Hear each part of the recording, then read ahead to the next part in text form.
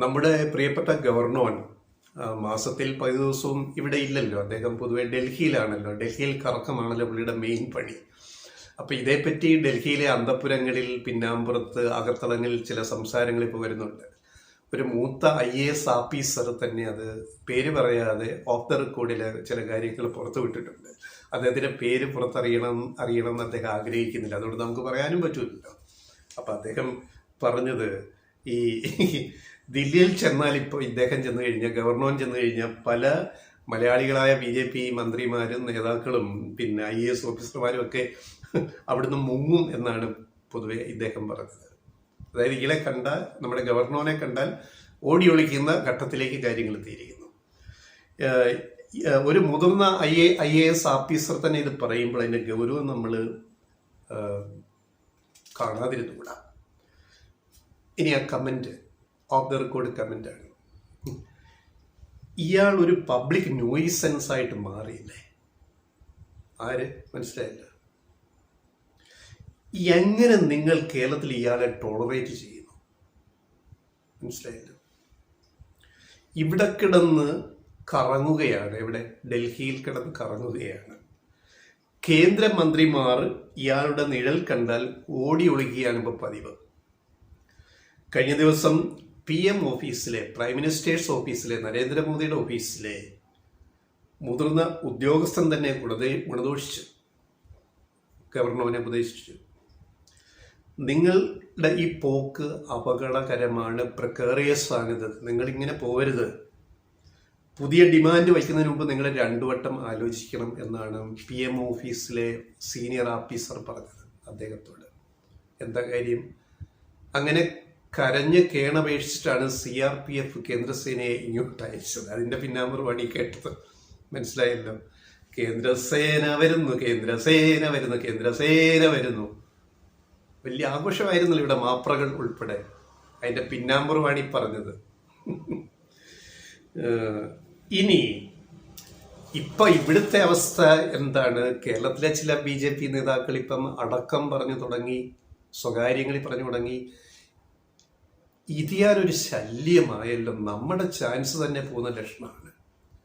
BJP അവർ ജയിക്കുമെന്ന് വിചാരിക്കുന്ന 1-2 സീറ്റുകളുണ്ടല്ലോ ലോക്സഭ ഇലക്ഷന്. അധികം നാൾ ഇനിയില്ല ഇലക്ഷൻ പ്രഖ്യാപിക്കാൻ.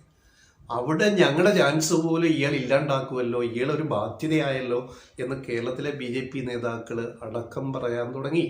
പിന്നാമ്പുറത്ത് അതിൽ സീറോസ്കോപ്പിയും വരും. സീറോസ്കോപ്പി എവിടെയാണ് നിൽക്കുന്നതെന്ന് അറിയാമല്ലോ. അപ്പോൾ ഇങ്ങനെ ഒരു അവസ്ഥയിലേക്ക് കാര്യങ്ങൾ എത്തിച്ച് ഇയാളെ ഇങ്ങനെ വിട്ടാലോ, ഇദ്ദേഹത്തെ ഡൽഹിയിൽ വിളിപ്പിച്ച് നല്ല നടപ്പ് നിർദ്ദേശം കൊടുക്കണം എന്നാണ് ഈ മൂത്ത ഓഫീസർ, IAS ഓഫീസർ പറഞ്ഞിരിക്കുന്നത്. അല്ലേ ഗതികേടും BJP ഗതികേടും കേരളത്തിലെന്നാണ് പറഞ്ഞിരിക്കുന്നത്. ഇനി വാൽകഷ്ണം, സിറോസ്കോപ്പിയുടെ ഒടുവിലത്തെ വാചകം. അദ്ദേഹം ഇങ്ങനെ ചില വിവാദ വാചകങ്ങൾ പറയുന്ന ഒരാളാണല്ലോ.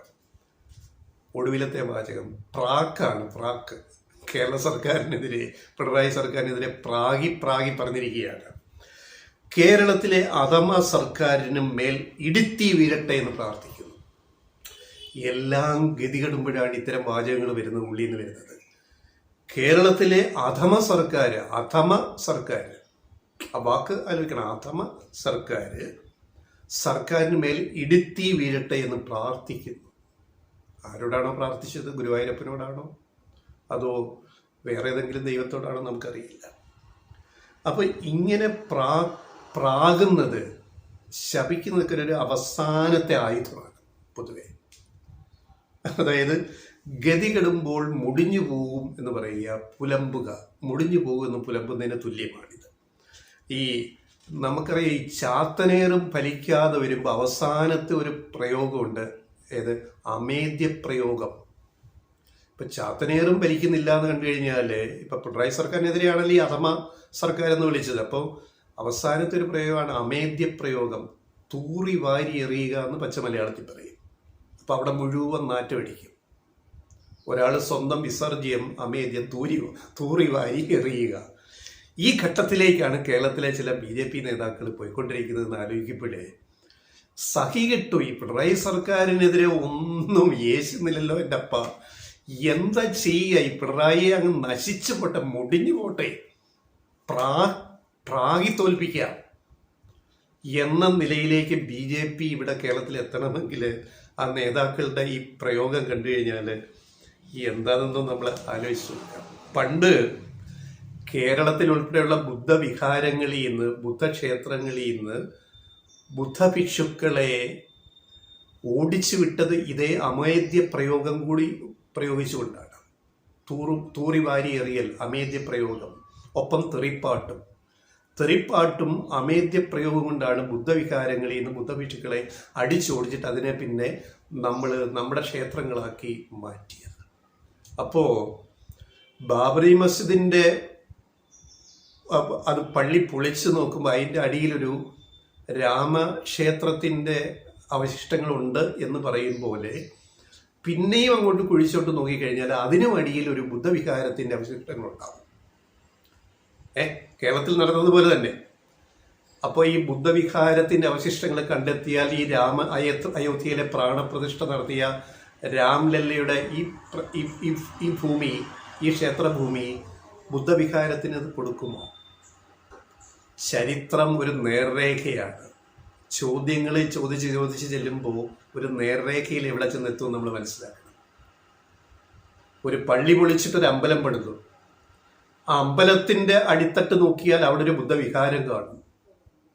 ആ ബുദ്ധവിഹാരത്തിനപ്പുറത്ത് വേറെ എന്തൊക്കെയുണ്ടെന്ന് നമ്മൾ എക്സ്കവേറ്റ് ചെയ്യേണ്ടി വരും ആർക്കിയോളജിയിൽ. ഇതാണ് ചരിത്രം നമ്മളെ പഠിപ്പിക്കുന്നത്. ചരിത്രത്തിൽ നിന്ന് ഓടി ഒളിക്കാൻ നമുക്ക് കഴിയില്ല. ചരിത്രം ഒരു നേർരേഖയാണ്. അതിങ്ങനെ നമ്മളോട് ചോദ്യങ്ങൾ ചോദിച്ചുകൊണ്ടേയിരിക്കും. അതുകൊണ്ട് പ്രാണപ്രതിഷ്ഠയിൽ അയോധ്യയിൽ ഇത് അവസാനിക്കത്തില്ലെന്ന് സംഘികൾ മനസ്സിലാക്കണം. ആർക്കെതിരെ ആരൊക്കെ എന്തൊക്കെ ചെയ്തിട്ടുണ്ടെന്ന് ചരിത്രം നമ്മളെ പഠിപ്പിക്കുന്നുണ്ട്. ആ ചരിത്രബോധത്തെ നിരാകരിച്ചുകൊണ്ട് ഒന്നും ചെയ്യാൻ കഴിയില്ല.